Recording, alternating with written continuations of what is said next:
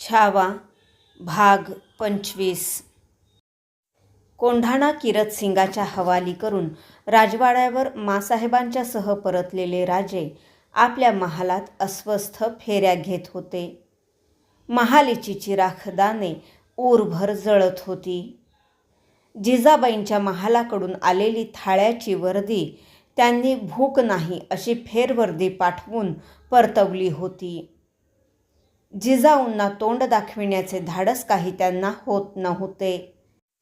रजपूत मराठी मुलखात आल्यापासून गाठवणीचा धागा तुटावा आणि कंठ्याचा एक एक मणी ओघळत जावा तसे राजांचे मन ओघळत आले होते. आता तर हे ओघळणे मध्यभागीच्या पदकापर्यंत येऊन ठेपले होते. प्रत्यक्ष फर्जंद संभाजी राजांना रजपुताच्या गोटात धाडावे लागणार होते, जामीन म्हणून. राजांच्या मनाच्या खलबतखान्यात एक ताजा आवाज मसलत देत घुमत होता. एकला जीव पदरी घातला. स्वारीच त्यांच्या आऊ आणि आबा. त्या आवाजात मिर्झा राजाचे हिंदुस्थानी बोल मिसळत होते. बेशक बिना हर्ज भेज देना आपके कुंवर को, हम कसम उठाते हैं. राजकारण नात्याचा गुंतवा जाणत नसते. डोळ्यांवर पट्टी बांधून ते माणसाला एकाच वेळी लुसलुसत्या हिरवळीवरून रणरणत्या वाळवंटात उतरवीत असते. राजांना रक्ताची नाती नसतात. असली तरी ती मनाच्या जामदार खाण्यात मोहर बंद करून ठेवावी लागतात.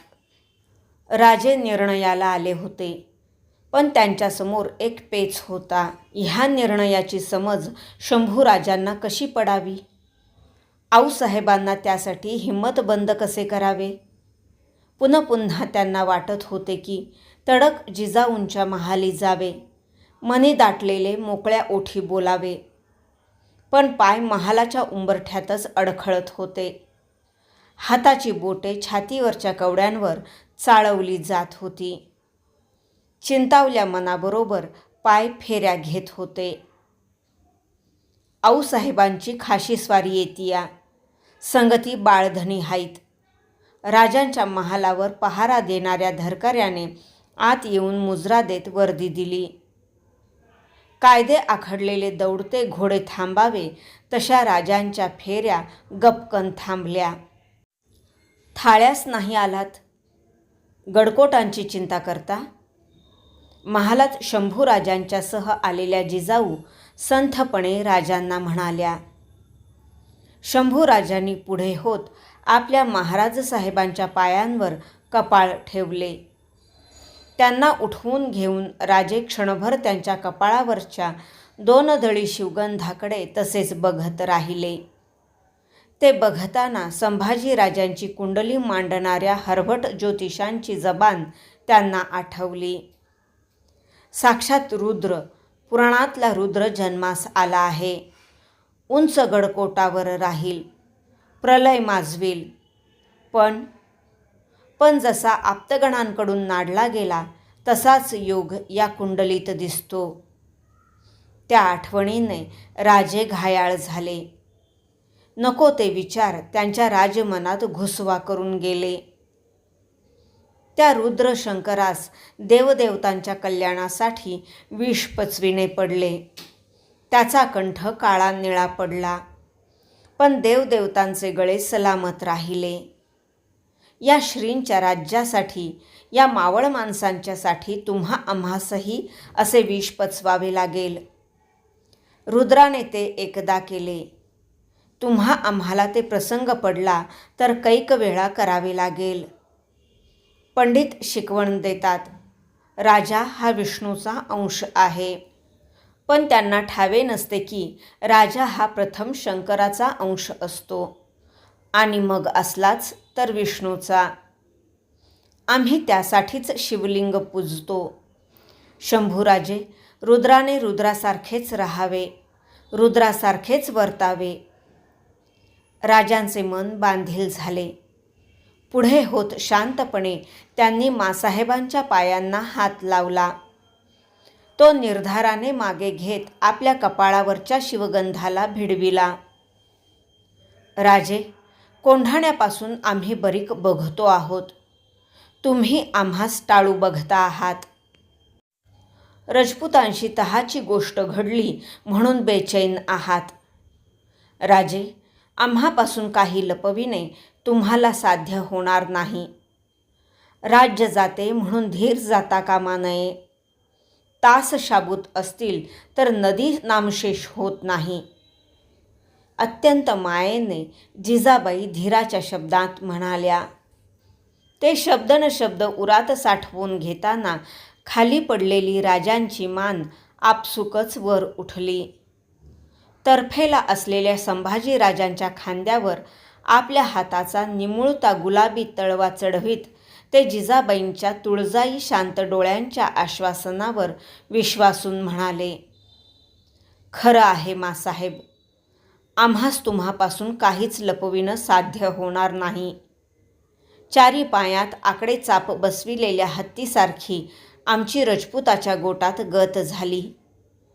यात काही कमी नको म्हणून रजपुतानं 5 कलमी तहातील शेवटच्या कलमाचा अंकुश आमच्या मर्मात टोचून ठेवला आहे. तुमच्या कानी तो कसा घालावा हेच आम्हास उमजत नाही. क्षणभर राजांनी संभाजी राजांच्यावर आपली नजर खिळविली. त्यांच्या खांद्यावरचा राजांचा हात नकळत त्यांच्या पाठीवर आला. काहीतरी बोलावे तसा उगाच फिरत राहिला. कसला अंकुश राजे? साफ साफ बोला. जिजाबाईंचे डोळे राजांच्या सर्वांगाभोवती तटबंदी बांधीत फिरले. मन शंकेखोर झाले. बगलेला असलेल्या संभाजी राजांना आपल्या आणि मासाहेबांच्या मध्ये घेत त्यांना पोटाजवळ बिलगवून राजे घोगरट आवाजात म्हणाले. रजपुताच्या तहाची तामिली होईपर्यंत, 23 गडकोट त्याच्या हवाली होईपर्यंत आम्हाला बाळराजांना त्याच्या गोटात धाडावं लागणार. ओलीस म्हणून. राजांची नजर जिजाऊंच्या मुद्रेवरून घसरली आणि त्यांच्या पायांवर येऊन स्थिरावली. राजे? थरारलेल्या जिजाऊ राजांच्या बाकदार नाकाकडे बघत जवळजवळ किंचाळल्याच. काय काय बोलता आहात हे? हे कलम तुम्ही मान्य करून आलात? फर्जंद म्हणून ही तुमची एकुलती एक निशाणी हातात आहे हे विसरलात? तुमच्या इतबारासाठी रजपुताला ओलीसच पाहिजे होता तर मग त्यासाठी आम्ही काय कमी होतो? नाहीतरी कपाळ फुटलं म्हणून चितेवर चढायला निघालेल्या आम्ही रजपुताचा ओलीस म्हणून पालखीत चढलो असतो. त्या बोलांनी गडबडून गेलेले राजे व्याकुळल्या नजरेने मासाहेबांच्याकडे बघत लगबगीने म्हणाले. गैरसमज होतो आहे मासाहेब. ही अट मिर्झा राजानं घातली. आम्हाला ती मान्य करण्याशिवाय इलाज उरला नव्हता. तेच आम्हाला पुढं चालवून तुम्हाला ती बाजूला काढता आली असती. राज्याची स्वप्न पुढच्या पिढ्यात बघायची असतात. त्यासाठी टाकावी लागलीच तर जुनी पिढी खर्ची टाकावयाची असते. उद्या मिर्झाच्या तळात बाळराजांचं काही बरं वाईट झालं तर आम्ही कुणाच्या तोंडाकडं बघावं? उद्या आमचा म्हातारा श्वास सरला तर स्वर्गी आमच्या सुनबाईंना काय जाब द्यावा? जिजाबाई राजांच्यावर रोखलेली नजर जरासुद्धा ढळवायला तयार नव्हत्या. मासाहेब, धीर सोडू नये. मिर्झा राजानं बेल उचलून शपथ घेतली आहे. बाळराजांच्या केसाला सुद्धा धक्का लागणार नाही रजपुताच्या गोटात. मिर्झा जबानीचा सच्चा आहे. दगाच करायचा असता तर आम्ही त्याच्या भेटीला बेहत्यार गेलो होतो तेव्हा त्यानं आम्हालाच तो केला असता. सगळीच माणसं हरामी नसतात मासाहेब. मासाहेबांची अदब राखून राजे त्यांना आपली राजकीय चाल समजावून देण्याची कोशिश करत होते. पण संभाजीराजे ही जिजाऊंच्या सोशिक स्त्रीमनाची नाजूक नातेबंधाची जिव्हाळी होती. खूप बघितलेल्या आणि भोगलेल्या जिजाऊंचा संभाजीराजे हा ठेवणीतला खास दागिना होता. शेलका साज होता. गळ्यातल्या तुटल्या मंगळसूत्राचा आघात त्यांनी कष्टाने पचविला होता. स्वारी शिकारींच्या घाई गर्दीसाठी आई भवानीचे श्रींचे राज्य उभे करण्यासाठी त्यांनी आपल्या हातांनी राजांना मावळाच्या दरादरडीत फेकले होते. त्यांच्यातील कुलस्त्रीचे काळीज शंभूराजे हा भोसले कुळीचा रक्तपोत पदराखाली जपू बघत होते. म्हणूनच जे त्या राजांच्या बाबतीत निर्धाराने करीत आल्या होत्या ते संभाजीराजांच्या बाबतीत करताना मात्र थरकून उठत होत्या. स्त्रीला पुत्र असतो त्याहून कितीतरी जवळचा नातू वाटतो. शत्रूचा भरोसा देता आहात राजे, पण आम्हास कड निघत नाही. चला बाळराजे, असे म्हणत जिजाबाई महालाबाहेर जाण्यासाठी वळल्या. त्यांच्या पाठमोऱ्या मूर्तीला मुजरा करून राजे म्हणाले, बाळराजांना राहू द्या आमच्या महाली. मागे न बघताच जिजाबाई म्हणाल्या, जशी तुमची इच्छा, आणि त्या आपल्या महालाच्या रोखाने तडक चालू लागल्या. भाग 25 समाप्त.